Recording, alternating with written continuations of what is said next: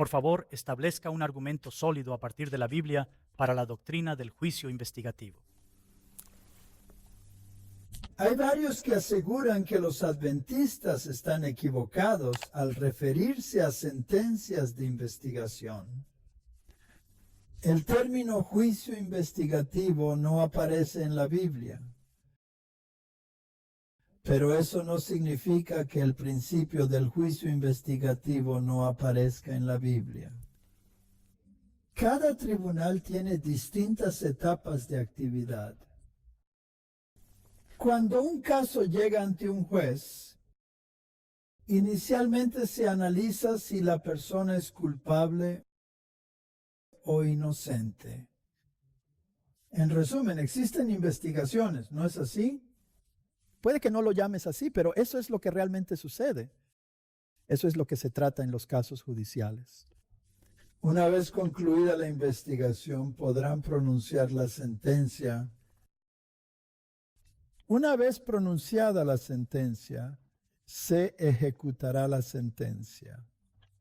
En otras palabras, tienes una investigación, tienes una declaración, tienes una ejecución de la sentencia, la ejecución de la sentencia. Estas son las etapas del juicio. ¿Qué hay de la Biblia? ¿Habla de alguna manera de estas cuestiones? Así que echemos un vistazo más de cerca. Primero, hay un juicio en la Biblia. Sabemos que se puede encontrar en el Nuevo Testamento. Usted puede encontrar en el Antiguo Testamento muy consistente. Así que hay un juicio. Vamos a leer algunos versículos. Eclesiastés, versículos 12-13. Escuchemos la conclusión de todo el asunto.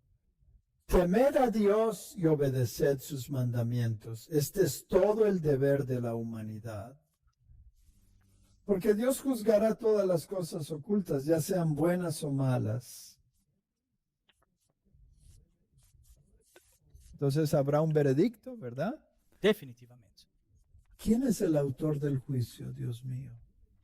Efectivamente, Dios ocupa un segundo lugar en el juicio contra todos.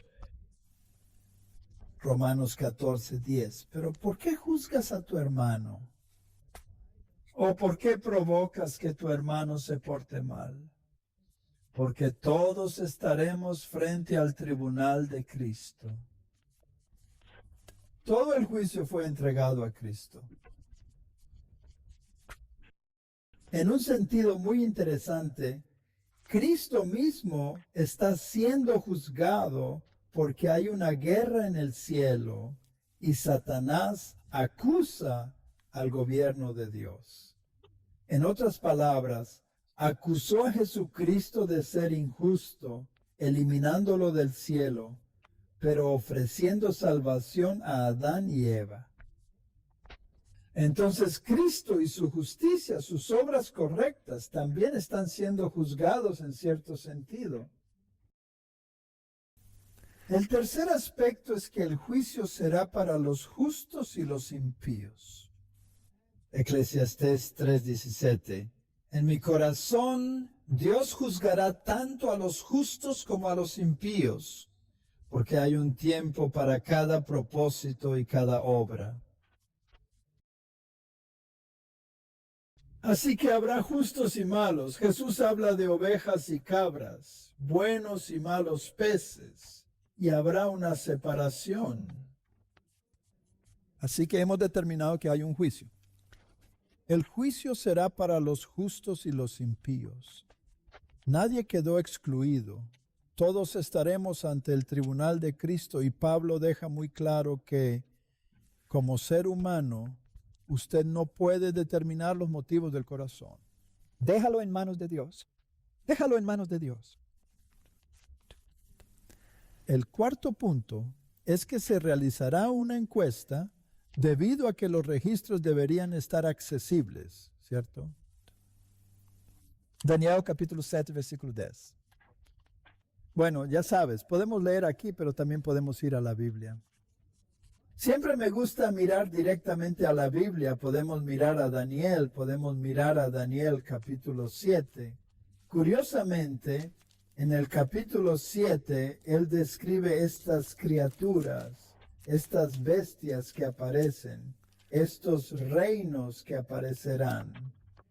Del versículo 9 vemos que y dijo, he visto hasta que se derribó el trono y se sentó el hombre de los tiempos antiguos, con sus vestidos blancos como la nieve y su cabello como lana pura.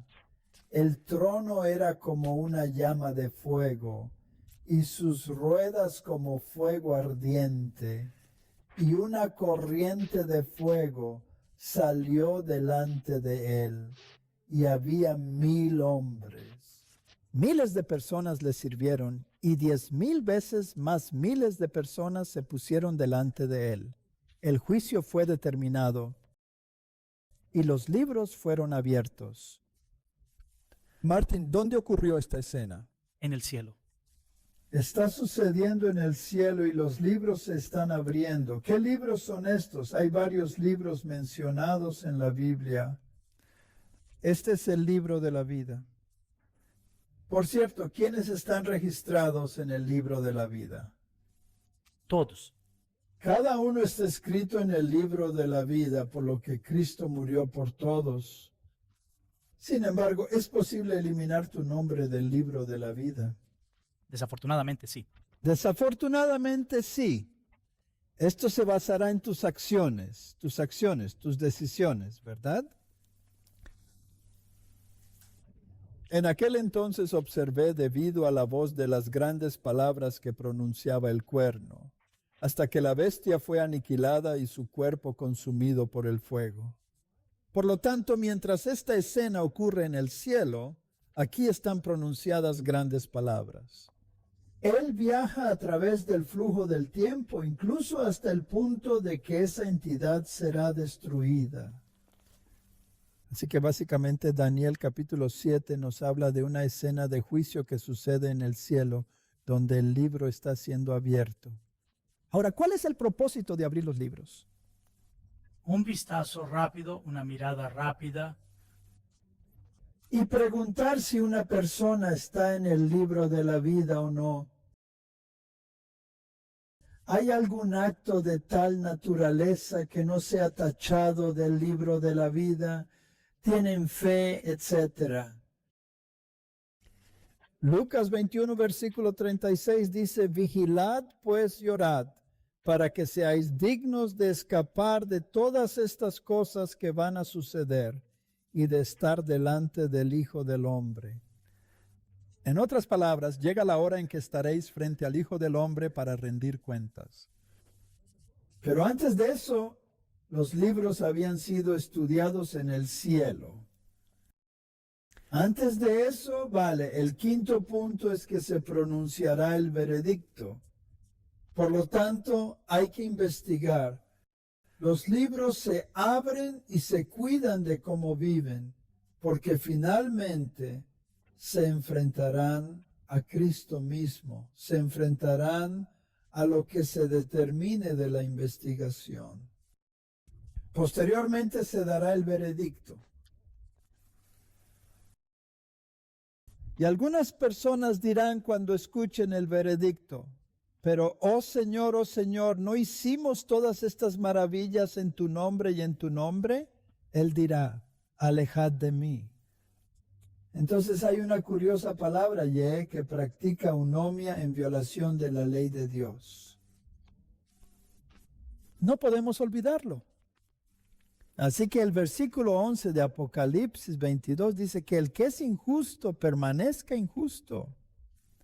Que permanezca sucio, que siga siendo sucio. Los justos seguirán siendo justos para siempre. Santo, que permanezca siempre santo. En otras palabras, cuando la investigación de todas las humanidades ha terminado, Dios pone en marcha el punto de corte. Él dijo, de ahora en adelante los que son injustos dejen que sigan en su injusticia. Aquellos que son justos, que permanezcan en su justicia. Si eres santo, permanecerás santo. Si eres impuro, seguirás siendo impuro. La libertad condicional se ha cerrado. Esta es la última escena de toda la escena del juicio. Apocalipsis 22, versículo 12 dice, He aquí yo vengo pronto, y mi recompensa está conmigo, y daré a cada hombre conforme a sus obras. Así que mi pregunta es, dijo que vendría pronto y trajo su recompensa. ¿Cuál es la recompensa? O la vida eterna o el juicio eterno. Está bien. Esta es la conclusión de toda la sentencia de la investigación. Está bien. Por lo tanto, esta decisión debe realizarse antes o después de su venida. De otro modo, no podrá traer su recompensa. Recompensas, sí. Así que queda claro que hay una declaración de que esta investigación y la libertad condicional han terminado. Cuando Él venga, traerá su recompensa consigo. ¿En la resurrección habrá más de una resurrección? Sí, exactamente, tienes una resurrección justa. Los demás muertos no despertaron, ¿verdad? Eso es lo que dice la Biblia. Se quedaron en la tumba. ¿Cuánto tiempo? 1000 años. Por lo tanto, solo si usted es parte de la primera resurrección, usted es parte de la resurrección del redimido. Si usted es parte de la segunda resurrección, entonces esta es una noticia fatal. Significa que estás perdido para siempre. El sexto punto es que habrá una sentencia administrativa. Así que hemos pasado por estas etapas. Apocalipsis 20, versículo 11 declara, Vi un gran trono blanco, y al que estaba sentado sobre él, por cuya fe huyeron el cielo y la tierra, y no hallaron lugar para ellos en ningún sitio. Cualquiera que no esté escrito en el libro de la vida es arrojado al lago de fuego. Ahora esto es después del milenio. Esta es la segunda resurrección. Sí. Así que aquí está este gran trono blanco, donde los muertos injustos han resucitado y enfrentan las consecuencias de sus acciones. Si no estuviera escrito en un libro, serían arrojados al lago de fuego eternamente. El versículo 14 ya define el lago de fuego. Y si leemos el versículo 14, dice que la muerte y el infierno fueron arrojados al lago de fuego. Esto representa la segunda muerte. Esta es la aniquilación final de los impíos, la segunda muerte sin posibilidad de resurrección. El séptimo punto que debemos mencionar es que habrá una purificación de justicia. Debéis lavaros de vuestras transgresiones, porque todos pecaron y carecen de la gloria de Dios. Hebreos 12:23 nos revela que está escrito en la asamblea celestial y en la iglesia de los primogénitos, en el Dios que juzga todas las cosas, en el espíritu de los justos perfeccionados. Así que él se refiere a la iglesia y él dice que hay personas aquí que ya no son injustas, pero que ahora han sido declaradas justas. Ahora tenemos que ser muy cuidadosos con cómo estudiamos esto. Por lo tanto, vamos a mencionar que antes de la segunda venida de Cristo, habrá una cuenta digna de los justos. Debe ocurrir antes de la segunda venida de Cristo, porque de lo contrario, no habría recompensa y resurrección, porque debe haber el derecho que acaba de ser anunciado. De lo contrario, tienes que plantearlo. Todos. Entonces anunciarlo y el resto tendrá que... Muerte. Eso no es lo que funciona. Aquellos que murieron en Cristo son dignos de una sola resurrección. Es importante que estudiemos esto de cerca. Lucas capítulo 20 comienza con el versículo 34 diciendo que Jesús les respondió, diciendo que los hijos de este mundo se casan y también se dan en el matrimonio, pero los que son considerados dignos de ese mundo y de la resurrección de entre los muertos no se casan ni se dan en el matrimonio. Ahora no estamos usando este versículo para hablar sobre el matrimonio y cómo sería el matrimonio en el cielo. Solo se trata de ser considerado digno de ganar ese mundo y resucitar de los muertos. Así que deben ser valiosos, sí. ¿Qué significa eso? Eso significa. Debe haber sido un estudio para ver si lo mereces. Sí, definitivamente ha habido una encuesta para ver si te lo mereces. Por lo tanto, el versículo 36 de este digno de cuenta dice, vigilad pues y orad siempre, para que seáis dignos de cuenta. Debéis ser considerados dignos para escapar de todas estas cosas que van a suceder, para estar delante del Hijo del Hombre para ser interrogado. De lo contrario, no puede ser parte de la primera resurrección. Así que echemos un vistazo a la palabra. ¿Qué es esto? En la Biblia la palabra es kataxio, que es firmemente considerada como índice totalmente digno de contar. Según Moulton y Milligan, la palabra griega no significa hacer valioso, sino contar como valioso. Esta es una de las tantas diferencias entre el catolicismo y el protestantismo. El catolicismo te enseña que tienes mucho valor. Las enseñanzas del protestantismo son lo que se considera digno. En otras palabras, es la justicia calculada y enseñada que recibes a través de la fe que te hace ser considerado absolutamente digno. Entonces, el regalo siempre es un regalo otorgado por quien lo da, no simplemente algo que acabas recibiendo.